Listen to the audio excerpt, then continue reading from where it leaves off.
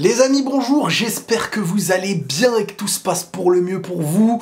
Alors on se retrouve aujourd'hui pour parler plusieurs sujets footballistiques. On revient en premier lieu sur Endrick qui arrive aujourd'hui au Real Madrid. Mais attendez, doucement.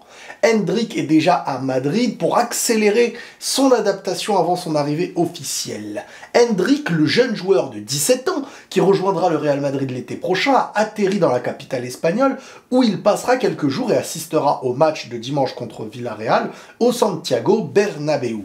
Après avoir remporté le titre de champion du Brésil pour la deuxième fois consécutive, l'attaquant de Palmeiras est en vacances. Il a passé quelques jours aux États-Unis et est arrivé en Espagne ce vendredi. Dans son agenda, où le Real Madrid lui a interdit de s'exprimer publiquement, il a organisé une visite pour rencontrer plusieurs des joueurs qui seront ses nouveaux coéquipiers dans un peu plus de 6 mois. En toute logique, il ne s'agit pas de sa première visite, il pourra confirmer son lieu de résidence dès son atterrissage définitif. Après son séjour à Madrid et la fin de ses jours de repos, Endrick, vers la mi-janvier, commencera à préparer la prochaine saison avec son club actuel pour lequel il continuera à jouer jusqu'au 21 juillet. Ce jour-là, il atteindra l'âge de la majorité et aura déjà l'autorisation de la FIFA pour rejoindre le Real Madrid. J'utilise cette information pour parler un petit peu d'Endrick, parce que Endrick, si je lis bien les articles, Endrick aurait battu le record de Neymar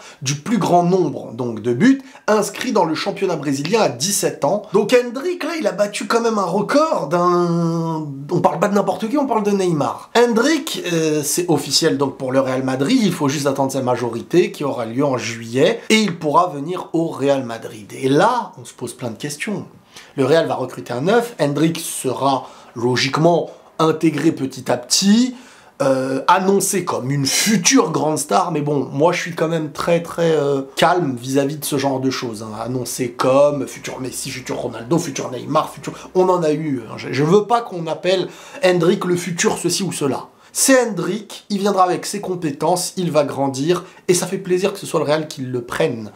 Alors qu'il y avait plein d'autres qui le voulaient. Mais il est annoncé comme étant vraiment un futur grand. J'attendrai de le voir jouer déjà à la Copa América avec le Brésil. J'ai vu des choses, il a un physique, il a une frappe gauche, puissante, du gauche. Voilà, il y a un joueur qui, tu sens, il y a une marge de progression assez intéressante. Il est à Madrid, et bon, il y aura logiquement un titulaire qui va arriver cet été, qui, on verra. À partir de là, bah, on aura une nouvelle équipe du Real avec vraiment, en plus peut-être il y aura Alphonso Davies, tu te dis voilà, là il y aura une équipe très complète, on va se régaler normalement, le poulet sera bien cuit. Les amis, je vais continuer sur d'autres sujets, avec Messi nommé pour encore une fois le FIFA The Best. Et ça fait un peu polémique parce qu'en vrai de vrai, il aurait eu le The Best de l'année dernière grâce à la Coupe du Monde.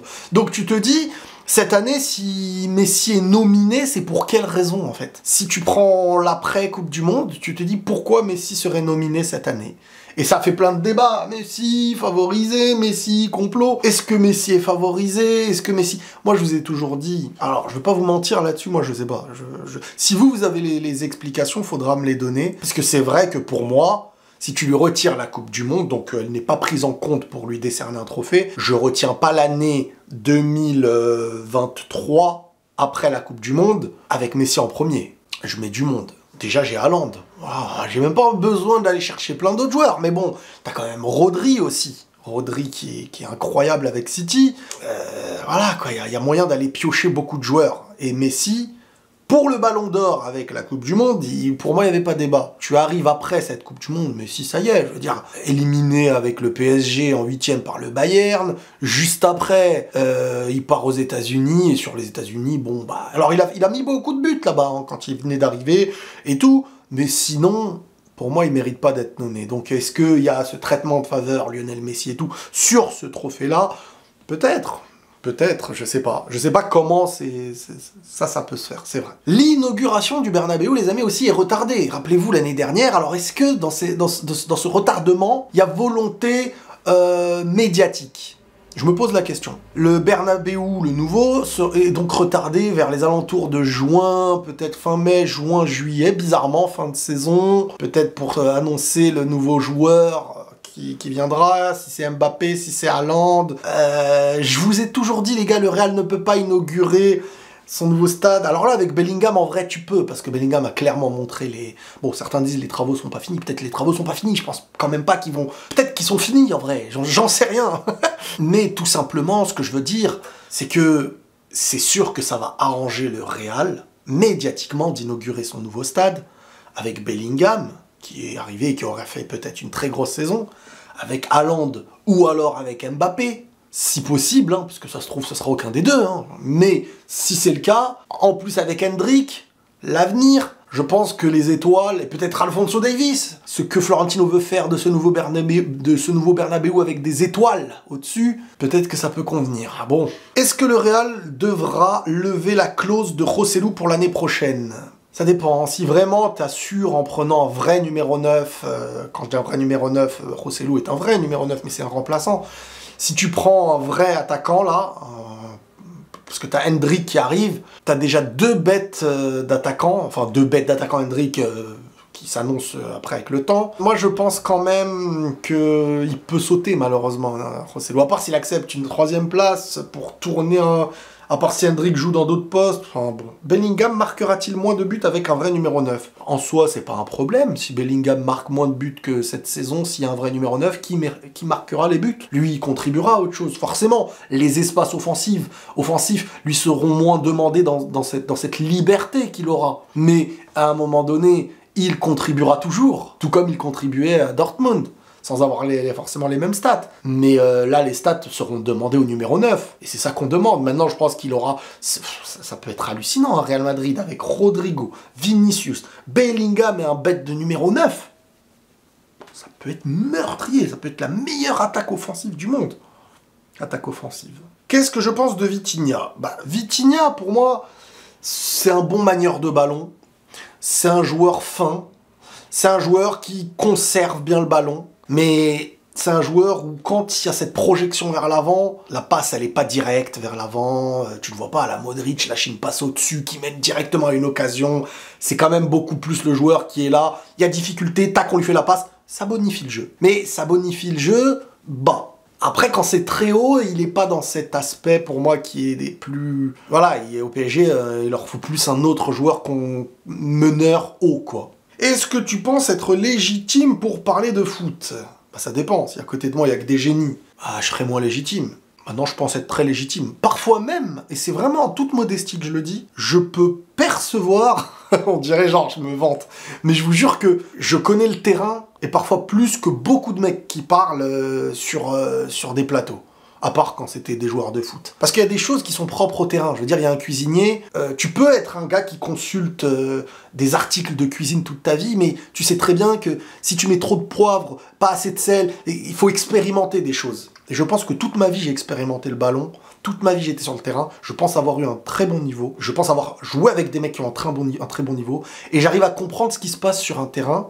Maintenant, c'est sûr que si tu me dis 93, qu'est-ce qui s'est passé le 8 novembre ? Je suis pas là pour apporter la culture des chiffres ou des dates ou de l'historique, mais de l'analyse de ce qui se passe sur les joueurs, avec les joueurs de foot sur le terrain, comment ils produisent leur foot, parce que c'est quand tu as pratiqué autant d'années, je pense que tu sais percevoir et comprendre le timing d'un 1-2. Un joueur à pleine vitesse qui se retrouve devant le goal avec une passe en retrait, pourquoi il a tenté une talonnade et pas truc, et tout le monde va l'insulter parce qu'il fait un plat du pied au lieu de... Et il y a beaucoup de choses à prendre en compte quand tu as confronté la chose dans le réel, quand tu as constaté les choses. Il y a des gens, ils arrivent même pas à t'analyser un 1-2, pour eux c'est 2 passes tout simplement. Ils savent pas qu'il y a une passe, un timing, un joueur qui avance, tu la remets, un mouvement du corps, et beaucoup de choses qui se passent. Et une confrontation d'une défense en difficulté, d'un joueur qui est bon, mais peut-être en difficulté pour des raisons collectives et pas parce qu'il est mauvais. Et ça, il y a plein de gens qui n'arrivent pas, ils regardent, ils disent « Ah, il est nul » ou « Ah, il est fort ». Et c'est binaire. Et moi, je pense que oui, j'ai une légitimité à parler de ce que je sais. Après, quand je sais pas, moi, je ne m'aventure pas, tout simplement. Donc ouais, je pense être légitime. Vraiment. En tout cas, toute personne qui ont grandi avec moi, balle au pied, vous le diront. Je pense. Maintenant, futur rendez-vous dans les futurs terrains pour, bon, peut-être pas se confronter, parce que je pense avoir je pense pouvoir jouer, mais j'ai plus les mêmes compétences physiques, on va dire, qu'avant. Accélération, machin, blessure des genoux, rupture du tendon, machin. Mais honnêtement, je pense être très légitime pour parler. En fait, le terrain ne m'est pas du tout inconnu. Voilà, c'est juste ça que je veux dire. Selon toi, quel est le top 5 des meilleurs championnats européens? Moi, je suis certain du top 1 et du top 2. Hein, pour moi, la Première Ligue numéro 1, sans contestation possible, et la Liga numéro 2. Maintenant, la Première Ligue, je la mets première parce que au niveau de l'addition de confrontation. Ça n'empêche que, pour moi, les équipes de Liga, je parle surtout du Real, Barça, etc., sont parfois des équipes en Europe qui ne valent pas moins que les équipes anglaises en Europe. Voilà, c'est ça que je veux dire. Sauf qu'il y en a peut-être moins, et il y a moins cette confrontation, cette opposition en mode Ligue des Champions chaque week-end dans Liga, quoi, comparé à la Première Ligue. Si on devait repasser en 4-3-3, quel serait ton milieu titulaire? J'ai besoin de voir, en fait. J'ai besoin de voir à 3, parce que ça fait longtemps qu'on n'a pas vu le Real à 3 milieux cette année. Mais c'est vrai que c'est très compliqué. Bon, Modric, avec le temps, là, je le mets sur le banc. C'est vrai que plus le temps passe et plus tu te dis, le milieu à 3, c'est difficile. Hein. Tu te priverais trop de joueurs importants. Je sais même pas, honnêtement. Rodrigo à gauche est-il devenu meilleur que Vinicius? Plus complet, plus juste, mais pas plus fort. Pas plus fort, pas meilleur. Vinicius au très haut niveau explose plus fort que Rodrigo au très haut niveau. Voilà. Maintenant, chacun avec ses armes. Chacun avec ses armes.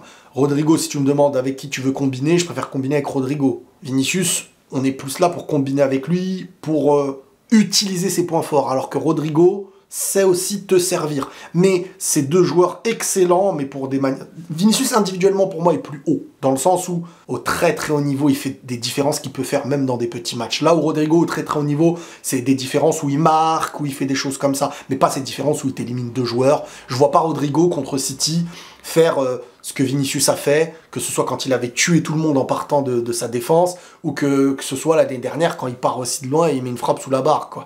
Donc... c'est de manière différente, mais il faut pas oublier les gars, il faut pas avoir la mémoire courte. Penses-tu que les arbitres espagnols tuent le championnat? Alors ils ne tuent pas le championnat, mais franchement c'est saoulant et c'est perturbant pour beaucoup d'équipes. Hein. Riles, le Real Madrid est de loin le favori numéro 1 pour cette séance en saison. Bah non, pourquoi il serait plus favori que City en fait? Je vois pas. Sincèrement, je vois pas. Le Barça fera-t-il une saison blanche? En fait, là, ça, c'est des questions, ça ne peut pas être... On peut pas répondre. On peut pas répondre à une question pareille. Tu sais pas comment ils vont être en février. Tu sais pas si le parcours qu'ils vont avoir en Ligue des Champions. Tu sais pas... tu vois, c'est complexe. C'est très complexe. Bien sûr, le championnat... Petit à petit, s'il faut encore un faux pas et que le Real et Girona ne fait pas de faux pas, là, il commence à y avoir beaucoup de retard. Mais ça se trouve, c'est les autres qui feront le faux pas et pas eux, donc on peut pas vraiment prévoir ce truc-là. Pourquoi Messi est-il autant favorisé par les médias et autres? Écoutez, favorisé, je sais pas. Je vous ai donné mon avis sur The Best, oui. Là-dessus, je pense qu'il y a une part de favoritisme peut-être, mais c'est un joueur, je pense, qui a tellement marqué les esprits que même au niveau des votes, il y a des personnes parfois qui seront un peu moins lucides. Messi prend une Coupe du Monde, même des gens à qui tu dis que le vote ne se base pas que sur la Coupe du Monde, tu leur dis donner un top 3, bah ils vont te dire Messi. Des fois, c'est pas aussi, pour moi, hein, des fois, c'est pas aussi jugé très avec une bonne définition de vote. Parce que sinon, il serait pas top 3 dans le The Best de cette année. Ancelotti fait-il sa dernière saison à Madrid? Et si oui, pour toi, est-il bien placé? Qui est bien placé pour le succéder? Moi, je vous ai dit, le Real, pour l'instant, dans ma tête, je suis sûr que s'il n'y a plus Ancelotti, ils vont tenter Zidane. Je suis sûr qu'ils vont retenter Zidane. Ils n'ont pas envie de casser ils savent qu'avec Zidane ou Ancelotti, il y aura pas de problème avec le vestiaire. Là où, si tu ramènes Xabi Alonso, certes, qui montre un très bon visage avec Leverkusen, mais Leverkusen, c'est pas le Real Madrid. Et gérer Leverkusen et les joueurs qui vont suivre à la lettre ce que tu veux proposer, c'est peut-être pas le Real Madrid. Et le Real Madrid, quand un coach vient, s'adapte à des choses, là où quand t'es un coach dans d'autres clubs qui sont beaucoup plus petits, c'est les joueurs qui s'adaptent à ce qu'un coach veut faire. C'est très complexe, donc je suis sûr que si Ancelotti est amené à partir, pour l'instant, bah, y a des espoirs qui restent, hein, y a de plus en plus, et je suis pas spécialement contre, moi, tout dépend du mercato, hein, je vous dis la vérité. Et ben ce serait peut-être Zizou qui serait de retour. Pourquoi le Real ne tente pas de recruter des superstars en défense comme ils le font toujours avec les attaquants? Alors comme ils le font toujours avec les attaquants, ça fait longtemps quand même. Hein. Vinicius, Rodrigo, c'était pas des superstars. Benzema, bon, il est là depuis 1000 ans. Entre-temps, ils avaient testé Jovic. Ça fait très longtemps qu'ils n'ont pas eu la vraie superstar en attaque, quoi. C'est cet été, peut-être. Hein. Et en défense, les gars, encore une fois, hein, c'est superstar en défense.